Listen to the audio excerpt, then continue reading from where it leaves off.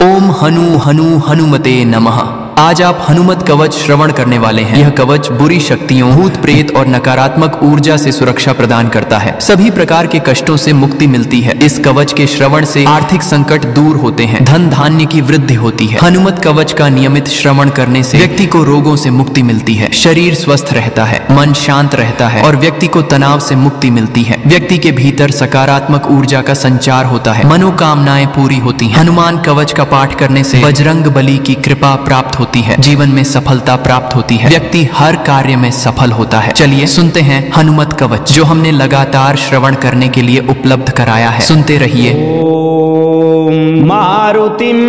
वीरवज्रांगम भक्त रक्षण रक्षितम रामायण महामाला रत्नम वंदे लीलात्मजम हनुमत कवचम नारद उवाच एकदा सुखमासीनं शंकरं लोकशंकरं पप्रच्छ गिरिजाकान्तं कर्पूरधवलं शिवं भगवन् देवदेवेश लोकनाथ जगत्प्रभो शोकाकुलानां लोकानां केन रक्षा भवेद्भव संग्रामे संकटे घोरे भूत प्रेतादिके भये दुःखदा भग्नि संतप्त चेतसां दुःख भागिनाम् ईश्वर उवाच शृणु देवी प्रवक्ष्यामि लोकानां हितकाम्यया विभीषणाय रामेण कथितं कवचं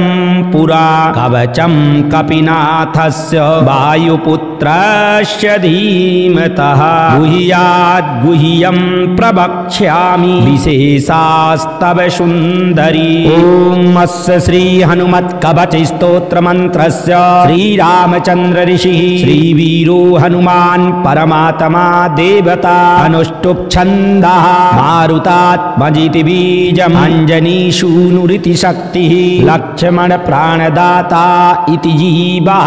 श्रीराम भक्तिरिति कवचम् लंका प्रदाहक इति कीलकम् मम सकल कार्य सिद्ध्यर्थे जपे विनियोगः। ओम ऐं श्रीं ह्रां ह्रीं ह्रूं ह्रैं ह्रौं ह्राः ओम ह्रां उष्टाभ्यां नमः ओम ह्रीं तर्जनीभ्यां नमः ओम ह्रूं मध्यमाभ्यां नमः ओम ह्रैं अनामिकाभ्यां नमः ओम ह्रौं कनिष्ठिकाभ्यां नमः ओम ह्रः करतलकरपृष्ठाभ्यां नमः ओम अंजनीशूनवे नमो हृदयाय नमः ओम रुद्रमूर्तये नमः शिरसे स्वाहा ओम वातात्मजाय नमः शिखायै वसट ओम श्रीराम भक्तिरताय नमः कवचाय हुं ओम वज्रकवचाय नमो नेत्रत्रयाय वौषट ओम ब्रह्मास्त्र निवारणाय नमः अस्त्राय फट ध्यानं ध्यायेत् बालदिवाकरदुतिनिभं देवारिधरपापहं देवेन्द्र प्रमुख प्रशस्त यशसं दीप्यमानं रुचा सुग्रीवादि समस्त वानरयुतं शुभ्यक्त तत्त्वप्रियं संरक्तारुणलोचनं पवनजं पीताम्बरालङ्कृतं उद्यन्मार्तण्डकोटि प्रकटरुचियुतं चारुवीरासनस्थं मौञ्जी यज्ञोपवीताभरणरुचिशिखा शोभितं कुण्डलाढ्यं भक्तानामिष्टदान प्रणव मनुदिनं वेदनाद प्रमोदं ध्यायेद्देवं विधेयं प्लावगकुलपतिं गोष्पतिभूतवार्धिं मनोजवं मारुततुल्यवेगं जितेन्द्रियं बुद्धिमतां वरिष्ठं वातात्मजं वानरयूथमुख्यं श्रीरामदूतं शरणं प्रपद्ये वज्राङ्गं पिङ्गकेशाढ्यं स्वर्णकुण्डलमण्डितम् उद्दक्षिणदोर्दण्डं हनुमन्तं विचिन्तये स्फटिकाभं स्वर्णकान्तिं दुभुजं चाक्रताञ्जलिं कुण्डलद्वयसंशोभितं मुखाम्भोजं हरिं भजे उद्यदादित्य संकास मुदार भुज विक्रमं कंदर्प कोटिलावण्यं सर्वविद्या विशारदं श्रीराम हृदयानन्दं भक्तकल्पमहीरुहम् अभयं वरदं दूर्भ्यां कलै मारुतात्मजम् अपराजित नमस्तेस्तु नमस्ते राम पूजित प्रस्थानं च करिष्यामि सिद्धिर्भवतु मे सदा यो वारान्निधिमल्पपल्लवल विभोल्लङ्घ्य परातापान्वितो वैदेही घनशोकतापहरणो वैकुण्ठ भक्तप्रियः अक्षाधूर्जित राक्षसेश्वर दर्पापहारीरणे सोऽयं वानरपुङ्गवो बतु सदा चास्मान् समीरात्मजः वज्राङ्गं पिङ्गनेत्रं कनकमयलसत्कुण्डलाक्रान्तगण्डं सर्वा विद्याधिनाथं करतलविधृतं पुण्यकुम्भं दृढं च भक्ताभीष्टाधिकारं विदधति च सदा सुप्रसन्नं कपीन्द्रं त्रैलोकत्राणकारं सकलभुवनगं रामदूतं नमामि उद्यल्लाङ्गूलकेश प्रचल जलधरं भीममूर्तिं कपीन्द्रं वन्दे रामाङ्घ्रिपदम भ्रमर परिव्रतं सत्त्वसारं प्रसन्नं वामे करे वीरभयं वहन्तं शैलं च धत्ते निजकण्ठलग्नम् उद्यानमुत्थाय सुवर्णवर्णं भजे ज्वलत्कुण्डल रामदूतं पद्मरागमणिकुण्डलतुषाटलीकृतकपोलमण्डलं दिव्यगेह कदलीवनान्तरे भावयामि पवमाननन्दनम् ॐ ऐं ह्रीं हनुमते रामदूताय शाकनी विध्वंसनाय किल वामकरेण निषण्णाय हनुमद्देवाय ॐ ह्रीं श्रीं ह्रौं ह्रां स्वाहा ॐ नमो भगवते हनुमदाख्यरुद्राय सर्वदुष्टजनमुखस्तम्भनं कुरु कुरु ह्रां ह्रीं ह्रूं ठं ठं ठं हुं फट् स्वाहा ॐ नमो हनुमते अञ्जनीगर्भशम्भूताय रामलक्ष्मणानन्दकराय कपिशैन्यप्रकाशनाय पर्वतोत्पाटनाय सुग्रीवामात्याय रणपटोद्घाटनाय कुमार ब्रह्मचारिणे गंभीर भीम शब्दोदयाय ॐ राम ह्रीं ह्रूं सर्वदुष्ट निवारणाय स्वाहा ॐ नमो हनुमते सर्वग्रहान् भूत भविष्यत् वर्तमान दूरस्थान समीपस्थान सर्वकाल बुद्धीनुच्चाटयोच्चाटय परबलानि क्षोभय क्षोभय मम सर्वकार्याणि साधय साधय ॐ राम ह्रीं ह्रूं फट् देहि देहि स्वाहा शिवं सिद्धिं ह्रूं ह्रीं ह्रीं स्वाहा ॐ नमो हनुमते परकृतयन्त्रमन्त्रपराहङ्कार भूतप्रेतपिशाच परदृष्टि सर्वविघ्न दुर्जनचेष्टक विद्या सर्वग्रहभयं निवारय निवारय बध बध पच पच दल दल विचुल विचुल कीलु सर्वयन्त्राणि कुरुस्वाचम् ॐ फट् स्वाहा ॐ नमो हनुमते पाहि पाहि एहि एहि सर्वग्रहभूतानां शाकनीनां विषमदुष्टानां सर्वविषयानाकर्षय मर्दय मर्दय छेदय छेदय अपमृत्युं ममोपशोषय ज्वल ज्वल प्रज्वल प्रज्वल भूतमण्डलं पिशाचमण्डलं निराशय निराशय भूतज्वर प्रेतज्वर चतुर्थज्वर विषमज्वर महेशज्वरान छिन्धि छिन्धि भिन्धि भिन्धि अक्षिशूल पक्षशूल शिरोभ्यन्तरशूल ब्रह्मशूल पितृशूल ब्रह्म राक्षस कुल पर बल नाग कुल विषम निर्विषम फट् ॐ सर्वदुष्टग्रह निवारणाय स्वाहा ॐ नमो हनुमते पवनपुत्राय वैश्वानरमुखाय पापदृष्टि हनुमदाज्ञा स्फुरेत स्वाहा कवचम् श्रीराम उवाच हनुमान पूर्वतः पातु दक्षिणे पवनात्मजः पातु प्रतीच्यां रक्षोघ्नः पातु सागरपारगः उदीच्यामूर्ध्वगः पातु केशरी प्रियनन्दनः अधस्ताद् विष्णुभक्तस्तु पातु मध्यं च पावनिः अवान्तरदिशः पातु शीताशोकविनाशनः लङ्काविदाहकः पातु शरवापद्भ्यो निरन्तरं सुग्रीवसचिवः पातु मस्तकं वायुनन्दनः बालं पातु महावीरो भ्रुवोर्मध्ये निरन्तरं नेत्रे छायापहारी च पातु नः प्लवगेश्वरः कपोले कर्णमूले च पातु श्रीरामकिङ्करः नाशाग्रमञ्जनीशूनु पातु वक्त्रं हरीश्वरः वाचं रुद्रप्रियः पातु जिह्वां पिङ्गललोचनः पातु दन्तान् फाल्गुनेष्टश्चिबुकं दैत्यपादः पातु कण्ठं च दैत्यास्कन्धौ पातु सुरार्चितः भुजौ पातु महातेजा करौ तु चरणायुधः नखान्नखायुधः पातु छिं पातु कपीश्वरः वक्षो मुद्रापहारी च पातु पार्श्वे भुजायुधः लङ्काविभञ्जनः पातु पृष्ठदेशे निरन्तरं नाभिं चरामदूतस्तु कटिं पात्वनिलात्मजः गुह्यं पातु महाप्राज्ञो लिङ्गं पातु शिवप्रियः ऊरू च जानुनी पातु लङ्काप्रासादभञ्जनः जङ्घे पातु कपिश्रेष्ठो उलभौ पातु महाबलः अचलोद्धारकः पातु पादौ भास्करसन्निभः अङ्गान्यमितसत्त्वाढ्यः पातु पादाङ्गुलीस्तथा सर्वाङ्गानि महासूरः पातु रोमाणि चात्मवान् अनुवत्कवचं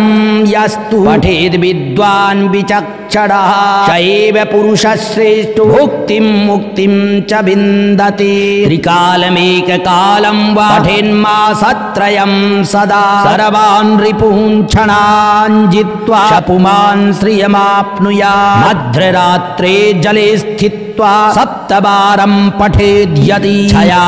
क्षयापस्मारकुष्ठादि आपज्वरनिवारणम् अश्वत्थमूले अर्कवारे स्थित्वा पठति यः पुमान् अचलां श्रियमवाप्नोति संग्रामे विजयं सदा लिखित्वा पूजयेत्यस्तु शरभत्र विजयी भवेत् यः करे धारयेन्नित्यं शपुमान् श्रियमाप्नुयात् विवादे द्वैतकाले च द्वैते राजकुले रणे दशवारं पठेद् रात्रौ मिताहारो जितेन्द्रियः विजयं लभते लोके मानुषेषु नराधिपः भूतप्रेत महादुर्गे रणे सागर संप्लवे सिंहव्याघ्रभये चोग्रे सरशस्त्रास्त्रपातने श्रृङ्खला बन्धने चैव कारागृह नियन्त्रणे कायस्तोभे बह्निचक्रे क्षेत्रे घोरे सुदारुणे शोके महारणे चैव ब्रह्मग्रह विनाशनं सर्वदा तु पठेन्नित्यं जयमानोत्य संशयं ऊर्जे वा वसने रक्ते क्षौमे वा तालपत्रके त्रिगन्धेनाथमस्यैव विलिख्य धारयेन्नरः पञ्चसप्ततिलोर्हैर्वा गोपितं कवचं शुभं गले कट्यां बाहुमूले कण्ठे शिरसि धारितं शर्वान् कामान् वाप्नोति सत्यं श्रीराम भासितम् इति ब्रह्माण्ड पुराणे नारदागस्त्य संवादे श्रीराम प्रोक्तं हनुमत्कवचं सम्पूर्णम् ॐ हनु हनु हनु हनुमते नमः। मारुतिं वीरवज्राङ्गं भक्तरक्षण रक्षितं रामायण महामालां रत्नं वन्दे लीलात्मजं हनुमत्कवचं नारद उवाच एकदा सुखमासीनं शङ्करं लोकशङ्करं पप्रच्छगिरिजाकान्तं कर्पूरधवलं शिवं भगवन् देवदेवेश लोकनाथ जगत्प्रभो शोकाकुलानां लोकानां केन रक्षा भवेद्भव संग्रामे संकटे घोरे भूतप्रेतादिके भये दुःखदावग्निसन्तप्त चेतसां दुःखभागिनाम् ईश्वर उवाच शृणु देवि प्रवक्ष्यामि लोकानां हितकाम्यया विभीषणाय रामेण कथितं कवचं पुरा कवचं कपिनाथस्य वायुपुत्रस्य धीमतः गुह्याद्गुह्यं प्रवक्ष्यामि विशेषास्तव सुन्दरी ॐ अस्य श्री हनुमत्कवच स्तोत्रमन्त्रस्य श्रीरामचन्द्र ऋषिः श्रीवीरो हनुमान् परमात्मा देवता अनुष्टुप् छन्दः मारुतात्मजिति बीजम् अञ्जनीसूनुरिति शक्तिः लक्ष्मण प्राणदाता इति जीवः श्रीराम भक्तिरिति कवचं लङ्का प्रदाहक इति कीलकं मम सकलकार्यसिद्ध्यर्थे जपे विनियोगः ॐ ऐं श्रीं ह्रां ह्रीं ह्रूं ह्रैं ह्रौं ह्रः ॐ ह्रां उष्टाभ्यां नमः ॐ ह्रीं तर्जनीभ्यां नमः ॐ ह्रूं मध्यमाभ्यां नमः ॐ ह्रैं अनामिकाभ्यां नमः ॐ ह्रौं कनिष्ठिकाभ्यां नमः ॐ ह्रः करतलकरपृष्ठाभ्यां नमः ॐ अञ्जनीशूनवे नमो हृदयाय नमः ॐ रुद्रमूर्तये नमः शिरसे स्वाहा ॐ वातात्मजाय नमः शिखायै वसट ॐ श्रीरामभक्तिरताय नमः कवचाय ॐ वज्रकवचाय नमो नेत्रत्रयाय वौषट ॐ ब्रह्मास्त्रनिवारणाय नमः अस्त्राय फट ध्यानं ध्यायेद्बालदिवाकरदुतिनिभं देवारिधरपापहं देवेन्द्रप्रमुखप्रशस्तयशसं देदीप्यमानं रुचा सुग्रीवादिसमस्तवानरयुतं सुव्यक्ततत्त्वप्रियं संरक्तारुणलोचनं पवनजं पीताम्बरालङ्कृतम् उद्यन्मार्तण्डकोटि प्रकटरुचियुतं चारुवीरासनस्थं मौञ्जीयज्ञोपवीताभरणरुचिशिखा शोभितं कुण्डलाढ्यं भक्तानामिष्टदानप्रणव मनुदिनं वेदनादप्रमोदं ध्यायेद्देवं विधेयं प्लावगकुलपतिं गोष्पतीभूतवार्धिं मनोजवं मारुततुल्यवेगं जितेन्द्रियं बुद्धिमतां वरिष्ठं वातात्मजं वानरयूथमुख्यं श्रीरामदूतं शरणं प्रपद्ये वज्राङ्गं पिङ्गकेशाढ्यं स्वर्णकुण्डलमण्डितम् उद्दक्षिणदोर्दण्डं हनुमन्तं विचिन्तये स्फटिकाभं स्वर्णकान्तिं दुभुजं चाक्रताञ्जलिं कुण्डलद्वयसंशोभि मुखाम्भोजं हरिं भजे उद्ददादित्यसङ्कासमुदारभुजविक्रमं कन्दर्पकोटिलावण्यं सर्वविद्याविशारदं श्रीरामहृदयानन्दं भक्तकल्पमहीरुहम् अभयं वरदं दूर्भ्यां कलैमारुतात्मजम् अपराजित नमस्तेस्तु नमस्ते रामपूजित प्रस्थानं च करिष्यामि सिद्धिर्भवतु मे सदा यो वारान्निधिमल्पपल्लवल विभोल्लङ्घ्य परातापान्वितो वैदेही घनशोकतापहरणो वैकुण्ठभक्तप्रियः अक्षाधूर्जितराक्षसेश्वरमः दर्पापहारीरणे सोऽयं वानरपुङ्गवो बतु सदा चास्मान् समीरात्मजः वज्राङ्गं पिङ्गनेत्रं कनकमयलसत्कुण्डलाक्रान्तगण्डं सर्वाविद्याधिनाथं करतलविधृतं पुण्यकुम्भं दृढं च भक्ताभीष्टाधिकारं विदधति च सदा सुप्रसन्नं कपीन्द्रं त्रैलोकत्राणकारं सकलभुवनगं रामदूतं नमामि उद्यल्लाङ्गूलकेश प्रचल जलधरं भीममूर्तिं कपीन्द्रं वन्दे रामाङ्घ्रि पदम भ्रमर परिव्रतं सत्त्वसारं प्रसन्नं वामे करे वीरभयं वहन्तं शैलं च धत्ते निजकण्ठलग्नम् उद्यानमुत्थाय सुवर्णवर्णं भजे ज्वलत्कुण्डलरामदूतं पद्मरागमणिकुण्डलतुषा पाटलीकृतकपोलमण्डलं दिव्यगेह कदलीवनान्तरे भावयामि पवमाननन्दनम् ॐ ऐं ह्रीं हनुमते रामदूताय शाकनी डाकनी विध्वंसनाय किल वामकरेण निषण्णाय हनुमद्देवाय ॐ ह्रीं त्रीं ह्रौं ह्रां स्वाहा ॐ नमो भगवते हनुमदाख्यरुद्राय सर्वदुष्टजनमुखस्तम्भनं कुरु कुरु ह्रां ह्रीं ह्रूं ठं ठं ठं हुं फट् स्वाहा ॐ नमो हनुमते अंजनी गर्भशम्भूताय रामलक्ष्मणानन्दकराय कपिशैन्यप्रकाशनाय पर्वतोत्पाटनाय सुग्रीवामात्याय रणपटोद्घाटनाय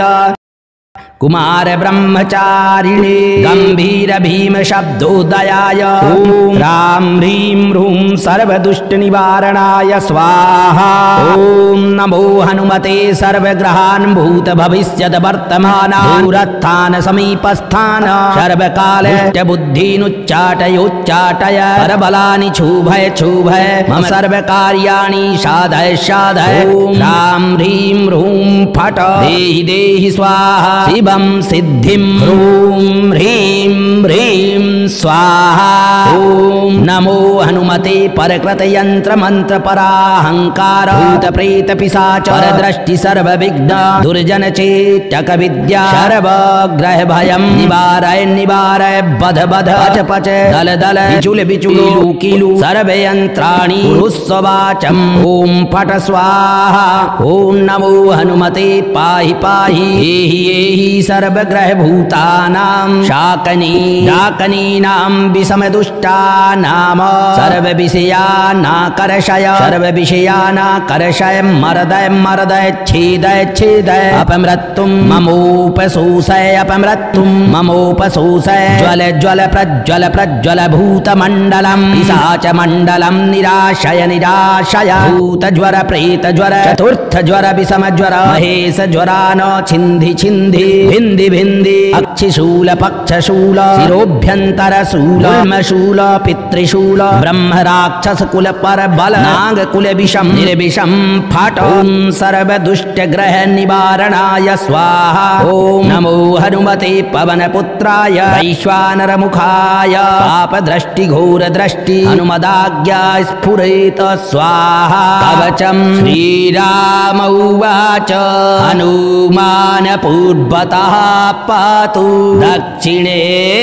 पवनात्मजः पातु प्रतीच्यां रक्षोघ्नः पातु सागरपारगः उदीच्यामूर्ध्वगः पातु केशरी प्रियनन्दनः अधस्ताद् विष्णुभक्तस्तु पातु मध्यं च पावनिः अवान्तरदिशः पातु सीताशोकविनाशनः लङ्काविदाहकः पातु शरवापद्भ्यो निरन्तरं सुग्रीवसचिवः पातु मस्तकं वायुनन्दनः बालं पातु महावीरो भ्रुवोर्मध्ये निरन्तरं नेत्रे छायापहारी च पातु नः प्लवगेश्वरः कपोले कर्णमूले च पातु श्रीरामकिङ्करः नाशाग्रमञ्जनीशूनु पातु वक्त्रं हरीश्वरः वाचं रुद्रप्रियः पातु जिह्वां पिङ्गललोचनः पातु दन्तान् फाल्गुनेष्टश्चिबुकं दैत्यपादः पातु कण्ठं च दैत्यारि स्कन्धौ पातु सुरार्चितः भुजौ पातु महातेजा करौ तु चरणायुधः नखान्नखायुधः पातु उच्छिं पातु कपीश्वरः वक्षोमुद्रापहारी च पातु पार्श्वे भुजायुधः लङ्काभिभञ्जनः पातु पृष्ठदेशे निरन्तरम् नाभिं चरामदूतस्तु कटिं पात्वनिलात्मजः गुह्यं पातु महाप्राज्ञो लिङ्गं पातु शिवप्रियः ऊरू च जानुनी पातु लङ्काप्रासादभञ्जनः जङ्घे पातु कपिश्रेष्ठो उलभौ पातु महाबलः अचलोद्धारकः पातु पादौ भास्करसन्निभः अङ्गान्यमितसत्त्वाढ्यः पातु पादाङ्गुलीस्तथा सर्वाङ्गानि महासूरः पातु रोमाणि चात्मवान् अनुबत्कवचं यस्तु पठेद् विद्वान् विचक्षणः शैव पुरुषश्रेष्ठो भुक्तिं मुक्तिं च विन्दति त्रिकालमेककालं वा पठेन्मासत्रयं सदा सर्वान् रिपून् क्षणान् जित्वा शपुमान् श्रियमाप्नुयात् मध्यरात्रे जले स्थित्वा सप्तवारं पठेद्यदि क्षयापस्मारकुष्ठादि तापज्वर निवारणम् अश्वत्थमूले अर्कवारे स्थित्वा पठति यः पुमान् अचलां श्रियमवाप्नोति संग्रामे विजयं सदा लिखित्वा पूजयेत् यस्तु शरभत्र विजयी भवेत् यः करेद् धारयेत् नित्यं शपुमान् श्रियमाप्नुयात् विवादे द्वैतकाले च द्वैते राजकुले रणे दशवारं पठेद् रात्रौ मिताहारो जितेन्द्रियः विजयं लभते लोके मानुषेषु नराधिपः भूतप्रेत महादुर्गे रणे सागर संप्लवे सिंहव्याघ्रभये चोग्रे सरशस्त्रास्त्रपातने श्रृङ्खला बन्धने चैव कारागृह नियन्त्रणे कायस्तोभे बह्निचक्रे क्षेत्रे घोरे सुदारुणे शोके महारणे चैव ब्रह्मग्रह विनाशनम् सर्वदा तु पठेन्नित्यं जयमानोत्य संशयम् भूर्जे वा वसने रक्ते क्षौमे वा तालपत्रके त्रिगन्धेनाथमस्यैव विलिख्य धारयेन्नरः पञ्चसप्ततिलोर्हैर्वा गोपितं कवचं शुभं गले कट्यां बाहुमूले कण्ठे शिरसि धारितं शर्वान् कामानवाप्नोति सत्यं श्रीराम भासितम् इति ब्रह्माण्ड पुराणे नारदागस्त संवादे श्रीराम प्रोक्तं हनुमत्कवचं सम्पूर्णम् ॐ हनु हनु हनु हनुमते नमः। मारुतिं वीरवज्राङ्गं भक्तरक्षण रक्षितं रामायण महामालां रत्नं वन्दे लीलात्मजं हनुमत्कवचं नारद उवाच एकदा सुखमासीनं शङ्करं लोकशङ्करं पप्रच्छ गिरिजाकान्तं कर्पूरधवलं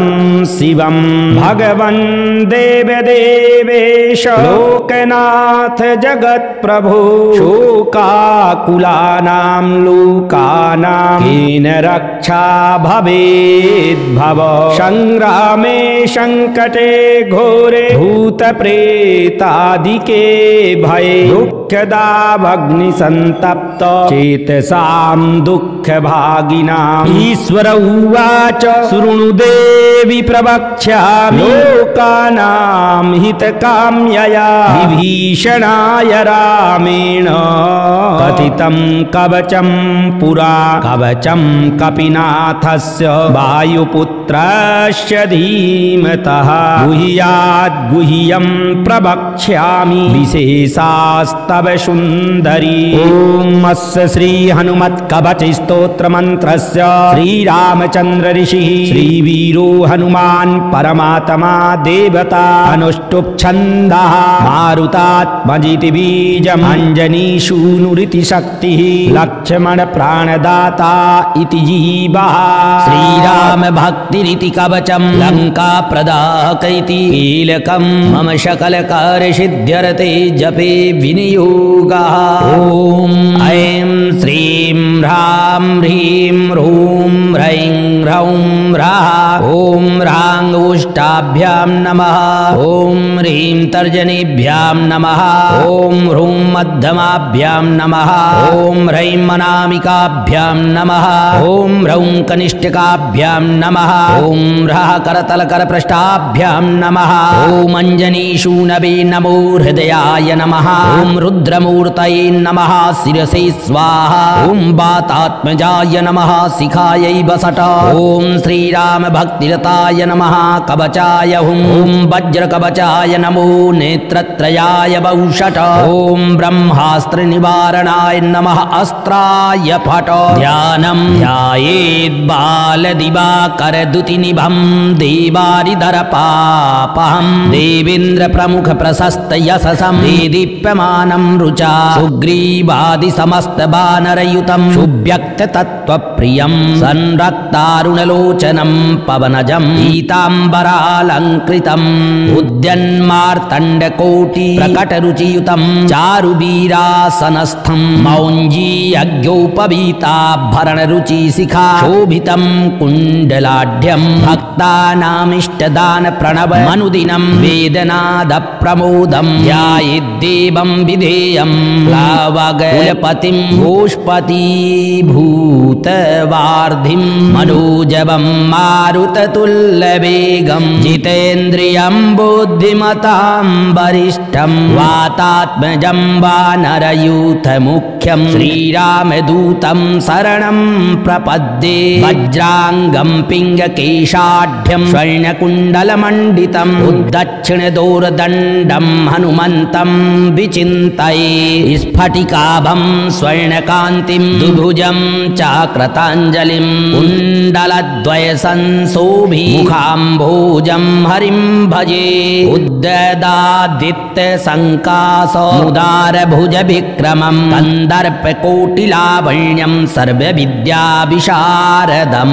श्रीरामहृदयानन्दं भक्तकल्पमहीरुहम् अभयं वरदं दूर्भ्यां कलैमारुतात्मजम् अपराजित नमस्तेस्तु नमस्ते रामपूजित प्रस्थानं च करिष्यामि सिद्धिर्भवतु मे सदा यो वारान्निधिमल्पपल्लवल विभोल्लङ्घ्य परातापान्वितो वैदेही घनशोकतापहरणो वैकुण्ठभक्तप्रियः अक्षाधूर्जितराक्षसेश्वरमः दर्पापहारीरणे सोऽयं वानरपुङ्गवो बतु सदा चास्मान् समीरात्मजः वज्राङ्गं पिङ्गनेत्रं कनकमयलसत्कुण्डलाक्रान्तगण्डं सर्वाविद्याधिनाथं करतलविधृतं पुण्यकुम्भं दृढं च भक्ताभीष्टाधिकारं विदधति च सदा सुप्रसन्नं कपीन्द्रं त्रैलोकत्राणकारं सकलभुवनगं रामदूतं नमामि उद्यल्लाङ्गूलकेश प्रचलजलधरं भीममूर्तिं कपीन्द्रं वन्दे रामाङ्घ्रिपदमभ्रमरपरिव्रतं सत्त्वसारं प्रसन्नं वामे करे वीरभयं वहन्तं शैलं च धत्ते निजकण्ठलग्नम् उद्यानमुत्थाय सुवर्णवर्णं भजे ज्वलत्कुण्डलरामदूतं पद्मरागमणिकुण्डलतुषाटलीकृतकपोलमण्डलं दिव्यगेह कदलीवनान्तरे भावयामि पवमाननन्दनम् ॐ ऐं ह्रीं हनुमते रामदूताय शाकनी विध्वंसनाय किल वामकरेण निषण्णाय हनुमद्देवाय ॐ ह्रीं श्रीं ह्रौं ह्रां स्वाहा ॐ नमो भगवते हनुमदाख्यरुद्राय सर्वदुष्टजनमुखस्तम्भनं कुरु कुरु ह्रां ह्रीं ह्रूं ठं ठं ठं हुं फट स्वाहा ॐ नमो हनुमते अञ्जनीगर्भशम्भूताय रामलक्ष्मणानन्दकराय कपिसैन्यप्रकाशनाय पर्वतोत्पाटनाय सुग्रीवामात्याय रणपटोद्घाटनाय कुमार ब्रह्मचारिणे गंभीर भीम शब्दोदयाय ओम ह्रां ह्रीं ह्रूं सर्वदुष्ट निवारणाय स्वाहा ओम नमो हनुमते सर्वग्रहान् भूत भविष्यत् वर्तमान दूरस्थान समीपस्थान सर्वकाल बुद्धीनुच्चाटयोच्चाटय परबलानि क्षुभय क्षुभय मम सर्वकार्याणि साधय साधय ओम ह्रां ह्रीं ह्रूं फट देहि देहि स्वाहा शिवं सिद्धिं ह्रूं ह्रीं ह्रीं स्वाहा ओम नमो हनुमते परकृत यंत्र मंत्र पराहंकार भूत प्रेत पिशाच परदृष्टि सर्वविघ्न दुर्जन चेटक विद्या सर्वग्रह भयं निवारय निवारय बध बध पच पच दल दल बिचुल बिचुल कीलु सर्वयंत्राणि पुरुस्वाचम ओम फट स्वाहा ओम नमो हनुमते पाहि पाहि एहि सर्वग्रह भूतानां शाकनी डाकनीनां विषम दुष्टानां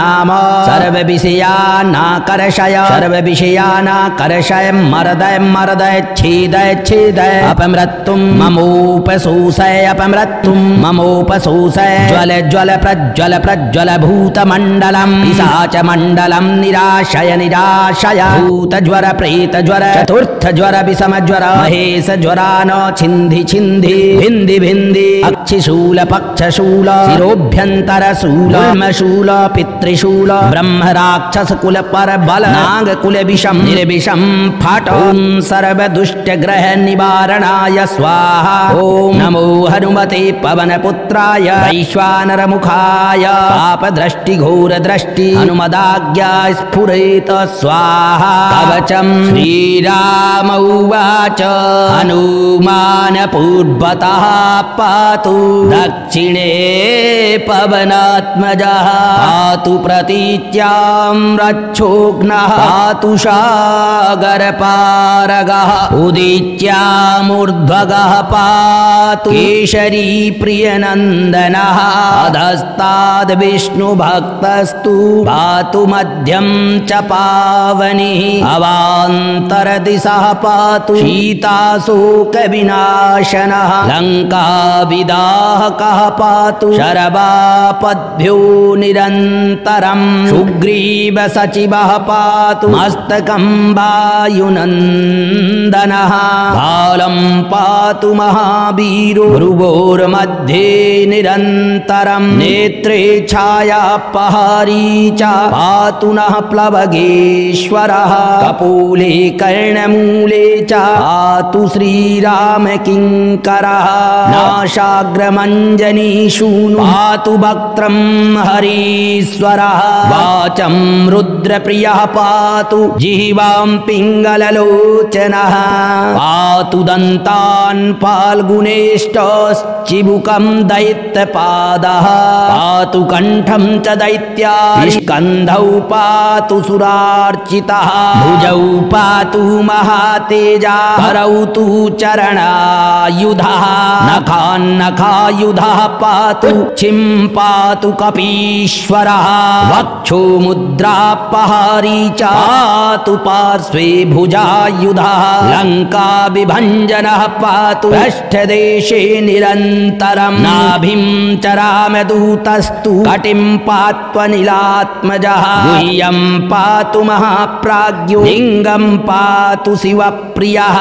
ऊरू च जानुनी पातु लङ्काप्रासादभञ्जनः जङ्घे पातु कपिश्रेष्ठो उलभौ पातु महाबलः अचलोद्धारकः पातु पादौ भास्करसन्निभः अङ्गान्यमितसत्त्वाढ्यः पातु पादाङ्गुलीस्तथा सर्वाङ्गानि महासूरः पातु रोमाणि चात्मवान् अनुवत्कवचं यस्तु पठेद् विद्वान् विचक्षणः शैव पुरुषश्रेष्ठो मुक्तिं मुक्तिं च विन्दति त्रिकालमेककालं वा पठेन्मासत्रयं सदा सर्वान् रिपून् क्षणान् जित्वा शपुमान् श्रियमाप्नुयात् मध्यरात्रे जले स्थित्वा सप्तवारं पठेद्यति क्षयापस्मार कुष्ठादि तापज्वर निवारणम् अश्वत्थमूले अर्कवारे स्थित्वा पठति यः पुमाचलां श्रियमवाप्नोति संग्रामे विजयं सदा लिखित्वा पूजयेत् यस्तु शरभत्र विजयी भवेत् यः करेत् धारयेत् नित्यं स पुमान् श्रियमाप्नुयात् विवादे द्वैतकाले च द्वैते राजकुले रणे दशवारं पठेद् रात्रौ मिताहारो जितेन्द्रियः विजयं लभते लोके मानुषेषु नराधिपः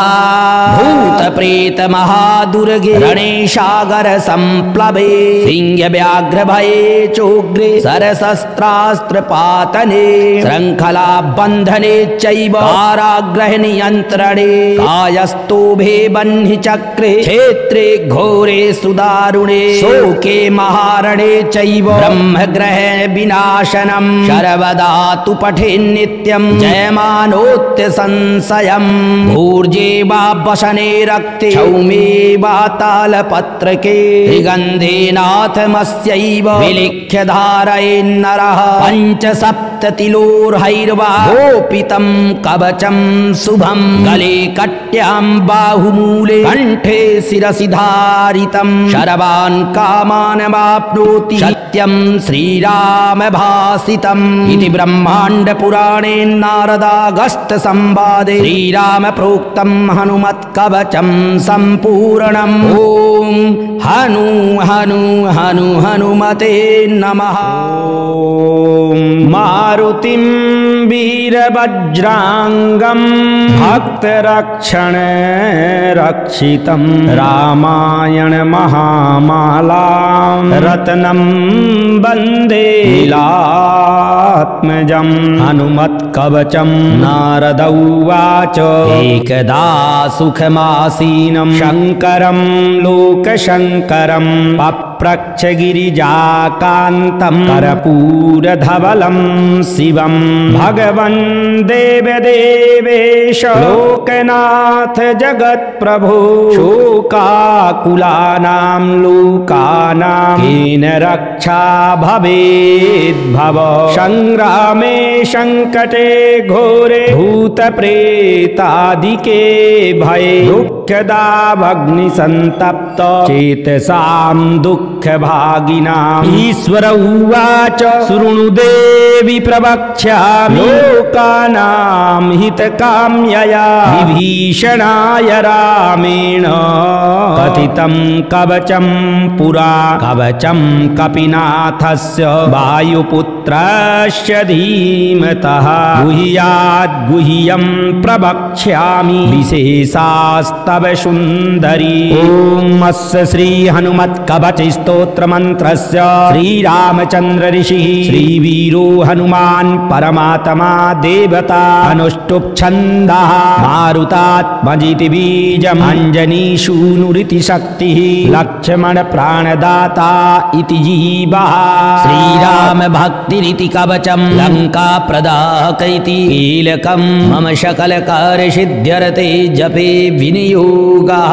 ॐ ऐं श्रीं ह्रां ह्रीं ह्रूं ह्रैं ह्रौं ह्रः ॐ ह्रां उष्टाभ्यां नमः ॐ ह्रीं तर्जनीभ्यां नमः ॐ ह्रूं मध्यमाभ्यां नमः ॐ ह्रैं अनामिकाभ्यां नमः ॐ ह्रौं कनिष्ठिकाभ्यां नमः ॐ ह्रः करतलकरपृष्ठाभ्यां नमः ॐ अञ्जनीशूनवे नमो हृदयाय नमः ॐ रुद्रमूर्तये नमः शिरसे स्वाहा ॐ वातात्मजाय नमः शिखायै वसट ॐ श्रीराम भक्तिरताय नमः कवचाय हुं ॐ वज्रकवचाय नमो नेत्रत्रयाय वौषट ॐ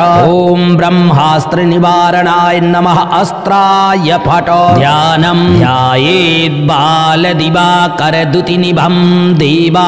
देवारिधरपापहं देवेन्द्र प्रमुख प्रशस्त यशसं दीप्यमानं रुचा सुग्रीवादि समस्त वानरयुतं सुव्यक्त तत्त्वप्रियं संरक्तार अरुणलोचनं पवनजं पीताम्बरालङ्कृतम्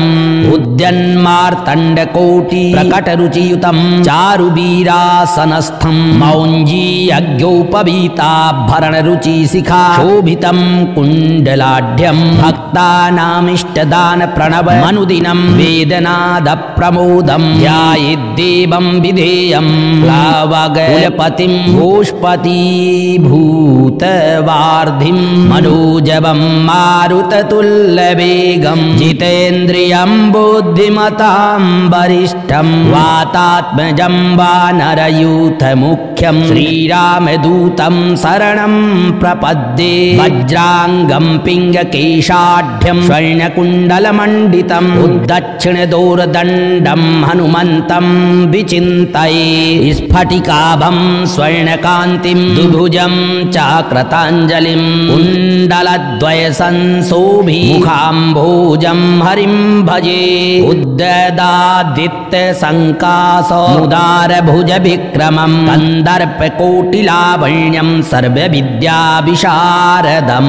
श्रीरामहृदयानन्दं भक्तकल्पमहीरुहम् अभयं वरदं दूर्भ्यां कलये मारुतात्मजम् अपराजित नमस्तेस्तु नमस्ते रामपूजित प्रस्थानं च करिष्यामि सिद्धिर्भवतु मे सदा यो वारान्निधिमल्पपल्लवल विभोल्लङ्घ्य परातापान्वितो वैदेही घनशोकतापहरणो वैकुण्ठभक्तप्रियः अक्षाधूर्जितराक्षसेश्वरमः दर्पापहारीरणे सोऽयं वानरपुङ्गवो बतु सदा चास्मान् समीरात्मजः वज्राङ्गं पिङ्गनेत्रं कनकमयलसत्कुण्डलाक्रान्तगण्डं सर्वाविद्याधिनाथं करतलविधृतं पुण्यकुम्भं दृढं च भक्ताभीष्टाधिकारं विदधति च सदा सुप्रसन्नं कपीन्द्रं त्रैलोकत्राणकारं सकलभुवनगं रामदूतं नमामि उद्यल्लाङ्गूलकेश प्रचल जलधरं भीममूर्तिं कपीन्द्रं वन्दे रामाङ्घ्रिपदम भ्रमर परिव्रतं सत्त्वसारं प्रसन्नं वामे करे वीरभयं वहन्तं शैलं च धत्ते निजकण्ठलग्नं उद्यानमुत्थाय सुवर्णवर्णं भजे ज्वलत्कुण्डल रामदूतं पद्मरागमणिकुण्डलतुषाटलीकृतकपोलमण्डलं दिव्यगेह कदलीवनान्तरे भावयामि पवमाननन्दनम् ॐ ऐं ह्रीं हनुमते रामदूताय शाकनी विध्वंसनाय किल वामकरेण निषण्णाय हनुमद्देवाय ॐ ह्रीं श्रीं ह्रौं ह्रां स्वाहा ॐ नमो भगवते हनुमदाख्यरुद्राय सर्वदुष्टजनमुखस्तम्भनं कुरु कुरु ह्रां ह्रीं ह्रूं ठं ठं ठं हुं फट् स्वाहा ॐ नमो हनुमते अञ्जनीगर्भशम्भूताय रामलक्ष्मणानन्दकराय कपिशैन्यप्रकाशनाय पर्वतोत्पाटनाय सुग्रीवामात्याय रणपटोद्घाटनाय कुमार ब्रह्मचारिणे गंभीर भीम शब्दोदयाय ॐ राम ह्रीं ह्रूं सर्वदुष्ट निवारणाय स्वाहा ॐ नमो हनुमते सर्वग्रहान् भूत भविष्यत् वर्तमान दूरस्थान समीपस्थान सर्वकाल बुद्धीनुच्चाटयोच्चाटय परबलानि क्षोभय क्षोभय मम सर्वकार्याणि साधय साधय ॐ राम ह्रीं ह्रूं फट् देहि देहि स्वाहा शिवं सिद्धिं ह्रूं ह्रीं ह्रीं स्वाहा ॐ नमो हनुमते परकृतयन्त्रमन्त्र पराहंकार भूत प्रेत पिशाच परदृष्टि सर्वविघ्न दुर्जन चेट्टक विद्या सर्वग्रह भयं निवारय निवारय बध बध पच पच दल दल बिचुल बिचुल कीलु सर्वयन्त्राणि कुरुस्वाचम् ॐ फट् स्वाहा ॐ नमो हनुमते पाहि पाहि एहि एहि सर्वग्रहभूतानां शाकनीनां विषमदुष्टानां सर्वविषयानाकर्षय मर्दय छेदय अपमृत्युं ममोपशोषय ज्वल प्रज्वल भूतमण्डलं पिशाचमण्डलं निराशय भूतज्वर प्रेतज्वर चतुर्थज्वर विषमज्वर महेशज्वरान छिन्धि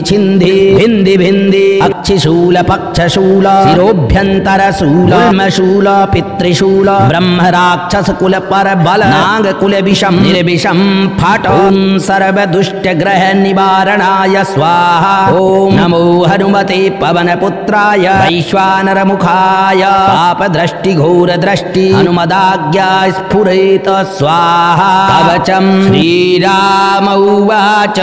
हनुमान पूर्वतः पातु दक्षिणे पवनात्मजः पातु प्रतीच्यां रक्षोघ्नः पातु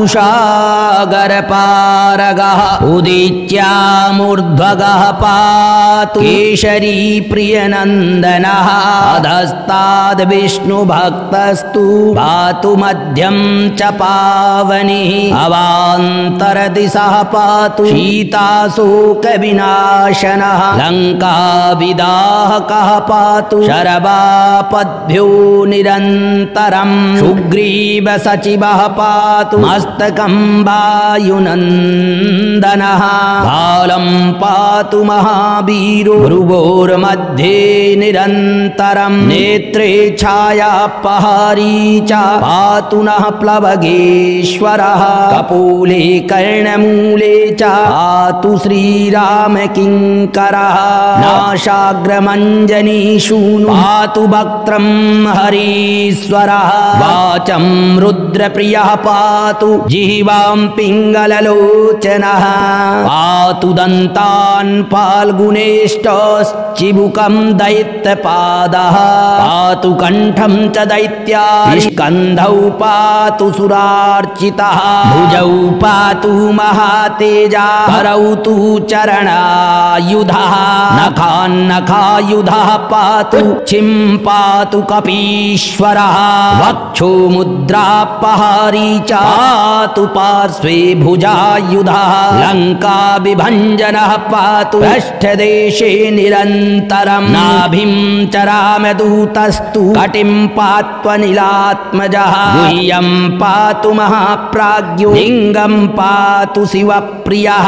ऊरू च जानुनी पातु लङ्काप्रासादभञ्जनः जङ्घे पातु कपिश्रेष्ठो उलभौ पातु महाबलः अचलोद्धारकः पातु पादौ भास्करसन्निभः अङ्गान्यमितसत्त्वाढ्यः पातु पादाङ्गुलीस्तथा सर्वाङ्गानि महासूरः पातु रोमाणि चात्मवान् अनुवत्कवचं यस्तु पठेद् विद्वान् विचक्षणः शैव पुरुषश्रेष्ठो भुक्तिं मुक्तिं च विन्दति त्रिकालमेककालं वा पठेन्मासत्रयं सदा सर्वान् रिपून् क्षणान् जित्वा शपुमान् श्रियमाप्नुयात् मध्यरात्रे जले स्थित्वा सप्तवारं पठेद्यदि क्षयापस्मारकुष्ठादि तापज्वर निवारणम् अश्वत्थमूले अर्कवारे स्थित्वा पठति यः पुमाचलां श्रियमवाप्नोति संग्रामे विजयं सदा लिखित्वा पूजयेत् यस्तु सर्वत्र विजयी भवेत् यः करेद् धारयेत् नित्यं शपुमान् श्रियमाप्नुयात् विवादे द्वैतकाले च द्वैते राजकुले रणे दशवारं पठेद् रात्रौ मिताहारो जितेन्द्रियः विजयं लभते लोके मानुषेषु नराधिपः भूतप्रेत महादुर्गे रणे सागर संप्लवे सिंहव्याघ्रभये चोग्रे सरशस्त्रास्त्रपातने श्रृङ्खला बन्धने चैव कारागृह नियन्त्रणे कायस्तोभे बह्नि चक्रे क्षेत्रे घोरे सुदारुणे शोके महारणे चैव ब्रह्मग्रह विनाशनम् सर्वदा तु पठेन्नित्यं जयमानोत्य संशयम् ऊर्जे वा वसने रक्ते मे वातालपत्रके त्रिगन्धेनाथमस्यैव विलिख्य धारयेन्नरः पञ्चसप्ततिलोर्हैर्वा गोपितं कवचं शुभं गले कट्यां बाहुमूले कण्ठे शिरसि धारितं शर्वान् कामानवाप्नोति सत्यं श्रीराम भासितम् इति ब्रह्माण्ड पुराणे नारदागस्त संवादे श्रीराम प्रोक्तं हनुमत्कवचं सम्पूर्णम्। ॐ हनु हनु हनु हनुमते नमः। मारुतिं वीरवज्राङ्गं भक्तरक्षण रक्षितं रामायण महामालां रत्नं वन्दे लीलात्मजं हनुमत्कवचं नारद उवाच एकदा सुखमासीनं शङ्करं लोकशङ्करं पप्रच्छ गिरिजाकान्तं कर्पूरधवलं शिवं भगवन् देवदेवेश लोकनाथ जगत्प्रभो शोकाकुलानां लोकानां केन रक्षा भवेद्भव संग्रामे संकटे घोरे भूतप्रेतादिके भये दुःखदावग्निसन्तप्त चेतसां दुःखभागिनाम् ईश्वर उवाच शृणु देवि प्रवक्ष्यामि लोकानां हितकाम्यया विभीषणाय रामेण कथितं कवचं पुरा कवचं कपिनाथस्य वायुपुत्रस्य धीमतः गुह्याद् गुह्यं प्रवक्ष्यामि विशेषास्तव सुन्दरी। ॐ अस्य श्री हनुमत्कवच स्तोत्र मंत्रस्य श्रीरामचन्द्र ऋषिः श्रीवीरो हनुमान् परमात्मा देवता अनुष्टुप् छन्दः मारुतात्मजिति बीजम् अंजनीसूनुरिति शक्तिः लक्ष्मण प्राणदाता इति जीवः श्रीराम भक्तिरिति कवचं लंका प्रदाहक इति कीलकं मम सकल कार्य सिद्ध्यर्थे जपे विनियोगः। ॐ ऐं श्रीं ह्रां ह्रीं ह्रूं ह्रैं ह्रौं ह्राः ॐ ह्रां उष्टाभ्यां नमः ॐ ह्रीं तर्जनीभ्यां नमः ॐ ह्रूं मध्यमाभ्यां नमः ॐ ह्रैं अनामिकाभ्यां नमः ॐ ह्रौं कनिष्ठिकाभ्यां नमः ॐ ह्रः करतलकरपृष्ठाभ्यां नमः ॐ अञ्जनीशूनवे नमो हृदयाय नमः ॐ रुद्रमूर्तये नमः शिरसे स्वाहा ॐ वातात्मजाय नमः शिखायै वसट ॐ श्रीराम भक्तिरताय नमः कवचाय हुं ॐ वज्रकवचाय नमो नेत्रत्रयाय वौषट ॐ ब्रह्मास्त्र निवारणाय नमः अस्त्राय फट ध्यानं ध्यायेद् बालदिवाकरदुतिनिभं देवारिधरपापहं देवेन्द्र प्रमुख प्रशस्त यशसं दीप्यमानं रुचा सुग्रीवादि समस्त वानरयुतं शुभ्यक्त तत्त्वप्रियं संरक्तारुणलोचनं पवनजं पीताम्बरालङ्कृतम् उद्यन्मार्तण्डकोटि प्रकटरुचियुतं चारुवीरासनस्थं मौञ्जीयज्ञोपवीताभरणरुचिशिखा शोभितं कुण्डलाढ्यं भक्तानामिष्टदान प्रणव मनुदिनं वेदनादप्रमोदं ध्यायेद्देवं विधेयं प्लावगकुलपतिं गोष्पतीभूतवार्धिं मनोजवं मारुततुल्यवेगं जितेन्द्रियं बुद्धिमतां वरिष्ठं वातात्मजं वानरयूथमुख्यं श्रीरामदूतं शरणं प्रपद्ये वज्राङ्गं पिङ्गकेशाढ्यं स्वर्णकुण्डलमण्डितं उद्दक्षिणदोर्दण्डं हनुमन्तं विचिन्तये स्फटिकाभं स्वर्ण वर्णकान्तिं दुभुजं चाकृताञ्जलिं कुण्डलद्वय संशोभि मुखाम्भोजं हरिं भजे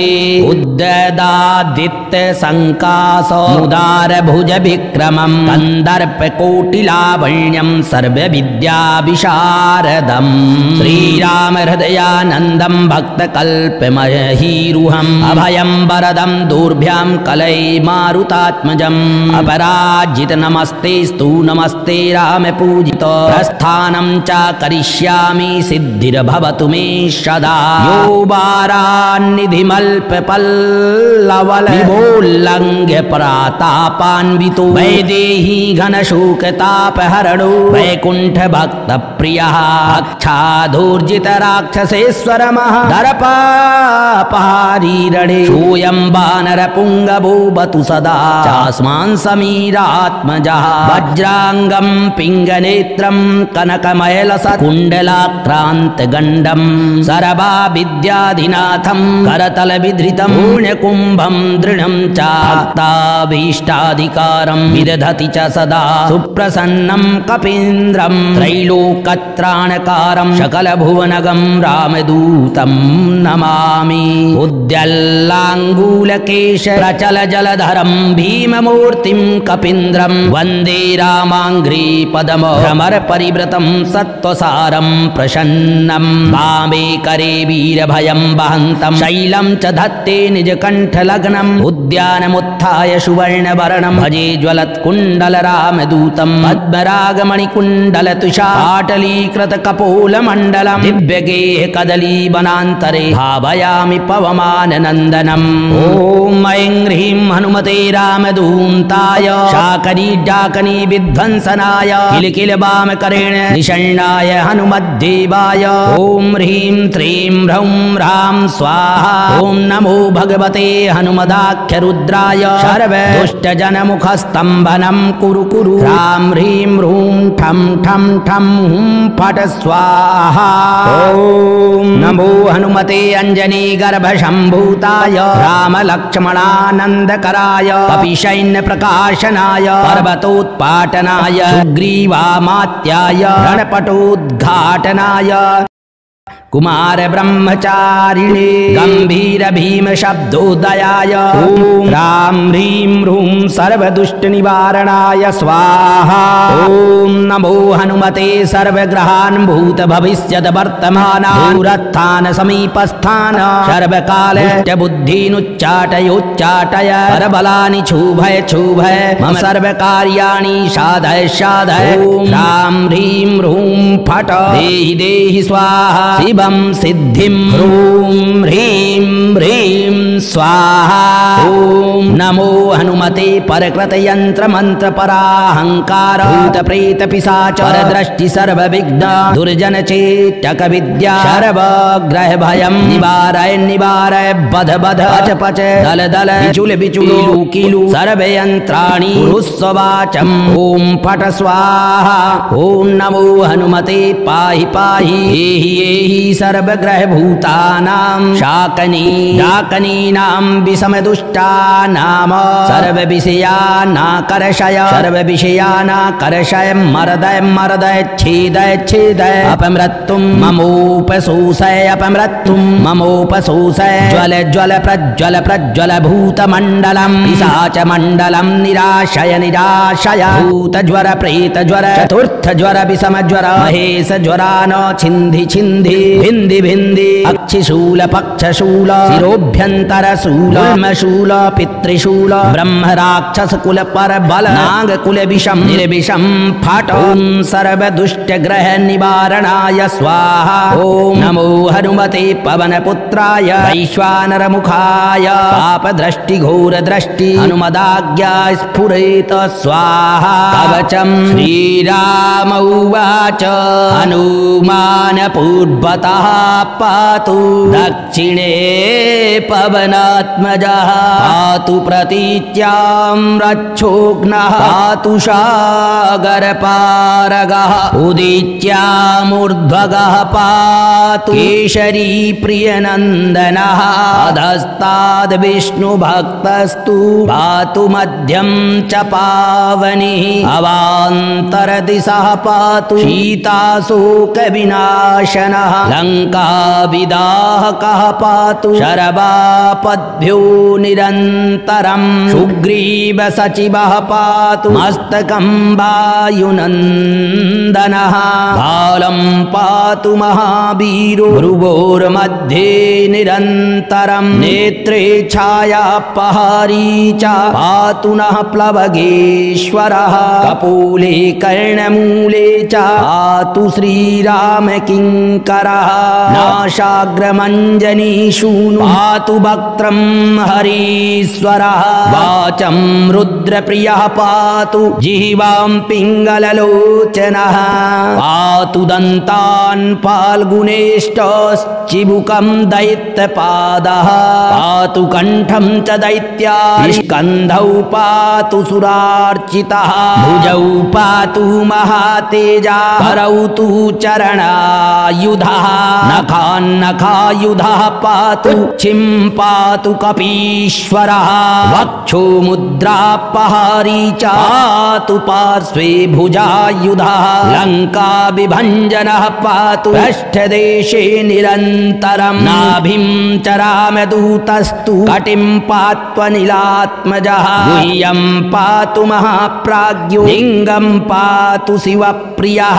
ऊरू च जानुनी पातु लङ्काप्रासादभञ्जनः जङ्घे पातु कपिश्रेष्ठो कुलभौ पातु महाबलः अचलोद्धारकः पातु पादौ भास्करसन्निभः अङ्गान्यमितसत्त्वाढ्यः पातु पादाङ्गुलीस्तथा सर्वाङ्गानि महासूरः पातु रोमाणि चात्मवान् अनुवत्कवचं यस्तु पठेद् विद्वान् विचक्षणः शैव पुरुषश्रेष्ठो भुक्तिं मुक्तिं च विन्दति त्रिकालमेककालं वा पठेन्मासत्रयं सदा सर्वान् रिपून् क्षणान् जित्वा शपुमान् श्रियमाप्नुयात् मध्यरात्रे जले स्थित्वा सप्तवारं पठेद्यदि क्षयापस्मारकुष्ठादि आपज्वरनिवारणम् अश्वत्थमूले अर्कवारे स्थित्वा पठति यः पुमाचलां श्रियमवाप्नोति संग्रामे विजयं सदा लिखित्वा पूजयेत्यस्तु शरभद्र विजयी भवेत् यः करे धारयेन्नित्यं शपुमान् श्रियमाप्नुयात् विवादे द्वैतकाले च द्वैते राजकुले रणे दशवारं पठेद् रात्रौ मिताहारो जितेन्द्रियः विजयं लभते लोके मानुषेषु नराधिपः भूतप्रेत महादुर्गे रणे सागर संप्लवे सिंहव्याघ्रभये चोग्रे सरशस्त्रास्त्रपातने श्रृङ्खला बन्धने चैव कारागृह नियन्त्रणे कायस्तोभे बह्नि चक्रे क्षेत्रे घोरे सुदारुणे शोके महारणे चैव ब्रह्मग्रह विनाशनं सर्वदा तु पठेन्नित्यं जयमानोत्य संशयं ऊर्जे वा वसने रक्ते क्षौमे वा तालपत्रके त्रिगन्धेनाथमस्यैव विलिख्य धारयेन्नरः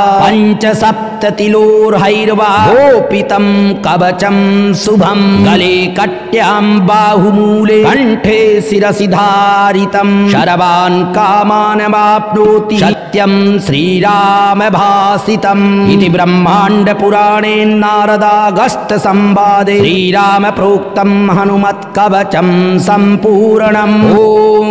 हनु हनु हनु हनुमते नमः।